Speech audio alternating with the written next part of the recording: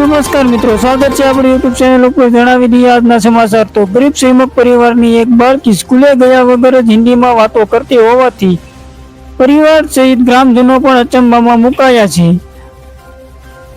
અભણ પરિવારના ઘરના ટીવી કે સ્માર્ટફોન જેવી કોઈ સુવિધાઓ નથી, તેમ છતાં શાળાના પગથિયાઓ હજુ ચડી નથી તેવી નાની દીકરી દક્ષા ફટાફટ હિન્દીમાં વાતો કરે છે।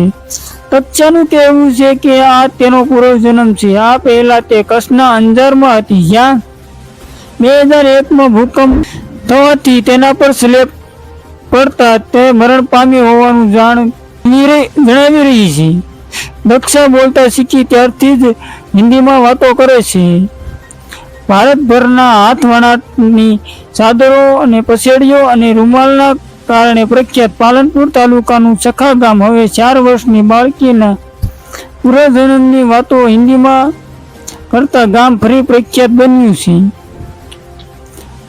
સખા ગામે વાલજીભાઈ પોપટના ખેતરમાં ભાગ્યા તરીકે કામ કરતા ગામના જેઠાભાઈજી ઠાકોરને સંતાનના એક દીકરો અને 2 દીકરીઓ છે, જેમાં સૌથી નાની દીકરી દક્ષા બોલતા શીખી ત્યારથી હિન્દીમાં વાતો કરે છે।